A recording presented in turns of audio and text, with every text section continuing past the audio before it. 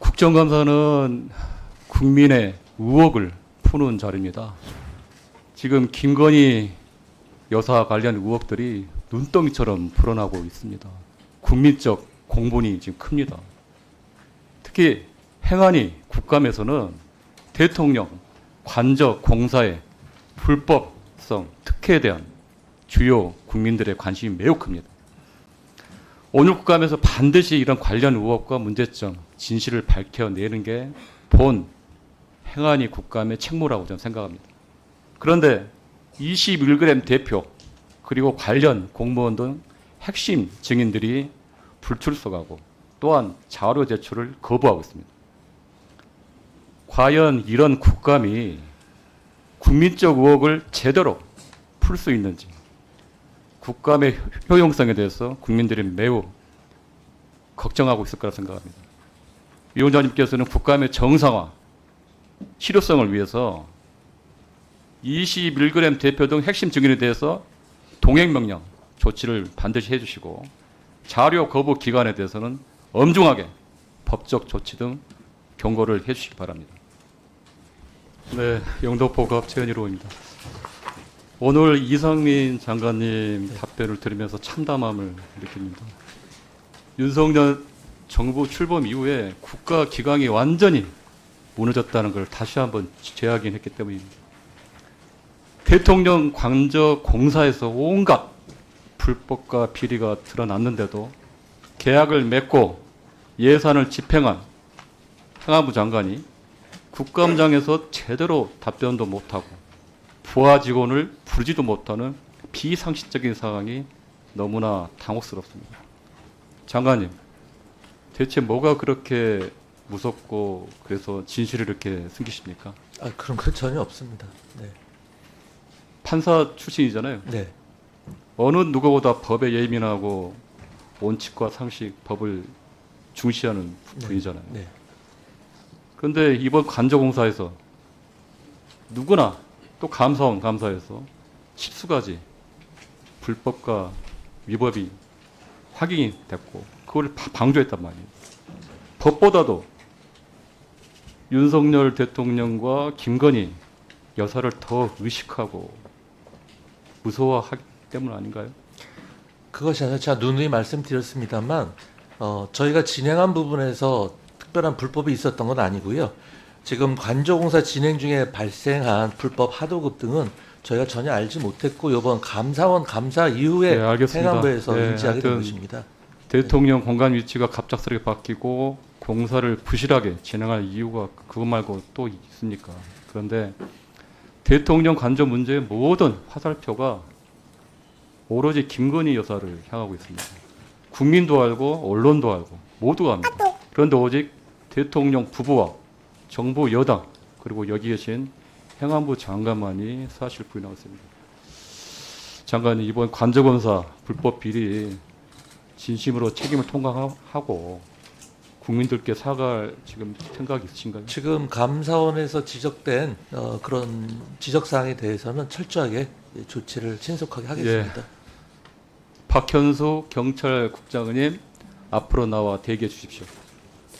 장관 지난 3월 20일 날 방첩사 방문했죠. 네, 그렇습니다. 몇 명 참석했나요? 그때? 전체적인 인원은 한 4, 50명 이상 될 겁니다. 아니요. 3월 20일 날 네. 5명 참석했잖아요. 참석이라는 게 제가 방첩사령관, 네. 국가수사본부장, 네. 해경정보외사국장, 네. 경찰청 치안정보국장 찾아간 장관님. 사람이요? 네, 그렇습니다. 그리고 그때 만나서 뭘 하셨습니까? 그때 제가 그 예결에서 말씀을 드렸습니다만 그 올 초부터 이게 방첩 공식 업무가- 일정으로 가셨나요? 네, 공식 일정으로 갔습니다. 휴대폰으로 직접 장관님이 연락하셨죠? 4명 다. 그랬던 것 같습니다. 왜 그러셨어요? 공문 같은 것도 안 하고 공식 일정도 안 하고 네. 비밀리에 가셨는데 비밀에서 그런 게 아니고요. 비밀리인 걸로 알고 그렇지 있는데 않습니다.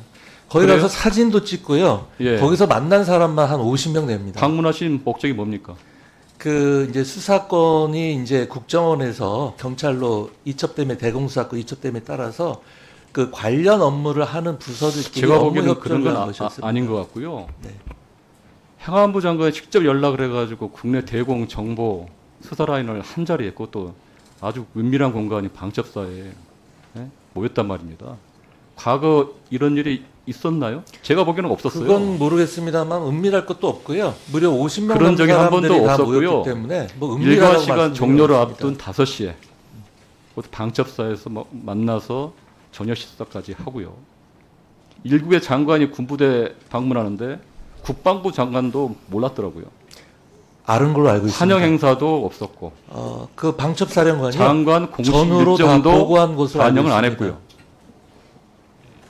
수상한 모임 아닙니까 이게? 제가 거기서요 기념사진도 찍고요. 그 다음에 위문금도 다 전달하고 장관님. 그렇게 했습니다. 그 당시 3월 20일이면 4월 10일 총선 앞두고 3주 전이죠. 뭐 그 정도 예. 될 겁니다.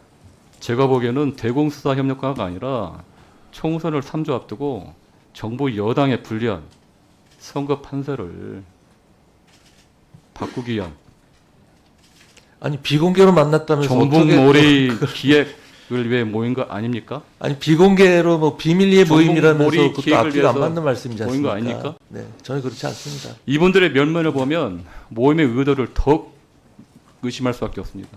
충안고 출신인 장관과 같은 충안고 출신인 여인영 방첩사령관, 안성식 해경안보예사국장, 국정원 출신의 우정수 국가수사본부장, 대통령실에 출신의 여기 계시는 박현수 경찰청 치안정보부장. 공통점이 말이 새어나가지 않을 믿을 수 있는 사람입니다. 고르고 골라서 5명이 방첩사에 총선을 앞두고 3주 전에 은밀히 만난 것입니다. 아니 보고들은 정상적인 업무 사람이 몇 협조였다면 명이는데 그렇게 말씀하십니까? 총선을 20여일을 앞두고 행안부 장관이 그 선거 총괄하는 행안부 장관님이 만난다는 것은 정상적이지 않습니다. 대공 수사 권한이 장관에게 있습니까? 제가 있지는 않고요. 경찰청장에 대한 우리 소속 감독권 청인 한번 경찰청에 있잖아요. 있죠. 그렇죠. 네. 경찰청장을 통해서 하면 되는 겁니다. 굳이 왜 장관님이 만약에 부처협력이 필요하면 국방부 장관하고 해수부 장관을 만나면 되는 겁니다. 공식 일정으로. 그렇지 그런데 않고요. 왜 그렇게 제 생각은 굳이 그렇게 예민한 시기에 제가 장관이 하는 만나기가 것이 뭡니까? 적정하다고 생각했습니다. 경찰청장이 하는 것보다. 박형수 네. 국장님, 예, 경찰청 치안정보국장에게 대공 수사권이 있습니까? 대공 수사권은 있지 않지만요. 왜 저희 만난 그 겁니까? 그 자리에. 업무 범위 안에 이제 방첩 정보를 수집하는 그 업무가 있습니다. 그래서 이제 우리 장관 그 자리에 가서 어떤 얘기를 나눴습니까? 아까 말씀하신 대로 장관께서 말씀하신 대로 사실상의 공식 행사였었습니다. 많은 사람들과 같이 만났고요. 사진도 찍었고 또 아울러서 뭐 심지어는 장비 시연 이런 것도 했거든요. 제가 이제 왜 얘기를 말씀드리냐면 당시 법물처럼 터져나온 각종 정황이 있었습니다. 2월 16일에 청주지법에서 청주 간첩단 활동가에게 중형을 선고해서 대대적으로 언론에 보도되고요. 3월 7일에 국민의힘 비대위원장이 뜬금없이 정북몰이를 합니다. 19일에는 또다시 정북 세력이 우리 사회 주류를 장악하는 나오고 있는 유일한 세력이 있을 해서 정북몰이를 선언합니다. 그리고 다음 날인 20일 날 장관이 방첩사입니다. 그리고 그 다음 날 윤석열 대통령까지 전국 세력의 준동, 반국가 세력들이 국가안보 힘든다는 등 강력한 발언을 기억합니다. 그리고 25일 여당은 더 이상 이 나라를 경북 세력에게 내주지 마시라는 현수막을 전국에 걸었다가 반발 심하니까 처리합니다. 이 정도면 정부몰이를 위한 확실한 정황이라고 보시는 거 아닙니까? 네, 정리해 주시죠. 네. 누누이 말씀드리지만은 그 당시 꼭 필요한 행동이었다고 생각합니다. 네. 왜냐하면 그 당시 국민이라든지 언론이라든지 이 국정원에서 대공수사권이 경찰에 넘어가는 우려가 많았습니다. 그래서 그 관련 업무하는 사람들을 모아서 업무 협조를 하라고 했고요. 실제로 제가 방문한 두세 달 후에 6개월 후에 방첩사령부하고 국수본 사이에 MOU가 체결된 것으로 알고 있습니다. 오물풍선 이런 통계, 네. 이런 집계가 이게 제각각인 이유가 뭐죠? 그러니까 이제 행안부에서 집계하는 건요. 그 주민들의 신고에 따른 지자체가 수거한 것이고요. 국방부에서 하는 것은 자기네가 직접 가가지고 수거한 개수기 때문에 조금 차이가 장관님, 있는 것 같습니다. 지금 그런 오물풍선 사태에 대한 총괄 주관 기관이 지금 어딘가요? 지금 우물풍선의 일단 원인적인 측면에서는 국방부라고 할 수가 지금 있고요. 총괄 주관 기관이 없다는 거잖아요. 제가 이제 행안부나 네. 국방부, 뭐 통일부 등에 물어봤는데도 뚜렷한 답변을 하지 못했습니다. 그러니까 이제 뭐 국회에도 떨어지고 공항에도 떨어지고 대통령실 연공까지도 날아드는데 총괄 기관이 없습니다. 심각하죠. 지난번에 총괄 제가 이제 성격에 아마 따라 다르기 때문에 저희 이제 그렇습니다. 의원실에서 내 이제 보조를 해서 한겨레 네. 나왔는데 오물풍선 터져 불까지 내는데 현황도 파묻은 정보. 국방부하고 행안부가 피해 집계가 서로 다를 정도입니다. 그러니까 똑같은 팩트인데 통계나 집계가 다르고 그에 대한 대응도 다르다는 겁니다. 그런데 현재 피해 지원은 행안부가 역할을 맡고 있고 특히 이제 지자체를 위주로 민간 피해 현황을 파악하는 걸 알고 있습니다. 맞죠? 네, 그렇습니다. 그런데 지금 국가 기관이나 공공기관 피해는 누가 지금 파악을 하고 있나요? 지금? 그것도 이제 저희 행안부가 그것도 지금 파악을 역할이 하고 있습니다. 정확히 지금 안 나는 걸 알고 있습니다. 그래서 PPT를 보시면 행안부와 국방부 합동참모본부가 제출한 피해 현황인데 인천 공항에 오물풍선이 추락했는데 항공기가 지금 이착륙이 중지됐습니다. 근데 행안부 자료는 없었고요. 파주에 산불이 났는데 행안부 자료는 없었습니다. 서울, 파주, 부천, 과천에서 피해 발생했는데 행안부 자료에는 서울밖에 없는 거예요. 중구난방입니다. 컨트롤 타워가 없기 때문입니다. 그건 그래서, 인정하시나요? 네, 의원님 지적이 맞으시고요. 네. 그래서 그 피해 집계를 네. 행정안전부로 통일화했습니다. 지금은 언제 통일하셨나요? 최근에 9월 13일부터. 그러니까 그때 아마 요 9월 13일 날 보도가 나오고 나서 네. 그때 아마 그랬을 집계를 것 같습니다. 네. 바꾼 건가요? 네. 그리고 이제 또 하나 한번 지적을 하겠습니다. 오물풍선 사태가 지금 재난입니까? 재해입니까? 민방위 사태입니까? 지금 장관님. 현재는 민방위 사태로 봐야 될 것 같습니다. 그런데 지금 그런데 서울시 포함해서 지자체 행안부에서 공문을 보냈습니다. 예비비를 사용하라 오물풍선에 대해서. 그때는 왜 그러면 민방위 사태면 국비로 해결할 수 있었는데 왜 지자체에 떠넘긴 이유가 뭡니까? 지금은 이제 의원님께서 의결해 주셔가지고요. 법사위에 가 있지 않습니까? 민방위보호법이. 그게 이제 실행이 되면 국비를 할 수 있고요. 예, 예. 지금 당장은 할 수가 없기 때문에 지자체에서 적극 행정 차원에서 피해 주민들한테 지금 먼저 장관이 선보상해 말씀 주는 민방위 겁니다. 사태라는 건 법이 통과되기 전에 지금 상황에서 이렇게 말할 수는 없는 네, 거죠. 네, 지금. 그렇습니다. 법이 통과된 이유고 지금 현재는 위협이나 도발로 규정을 하고 있는 걸 알고 있습니다. 적의 도발로 봐야 되죠. 그러니까 현행법에서는 피해 근거가 없다는 근거로 지자체 공문을 보내가지고 예비비 사용하라고 동의를 했는데 중요한 거는 서울시가 이 상황에 대해서 민방위 사태 또는 재난이라고 규정을 하고 적극적으로 피해 지원을 했다는 겁니다. 왜 이런 이제 중앙정부와 서울시가 엇박자를 냈냐? 행안부와 법적 근거가 없다고 발을 빼니까 지방정부가 피해 보상을 위해서 적극적으로 해결에 나선 겁니다. 한번 파악을 해보세요. 네.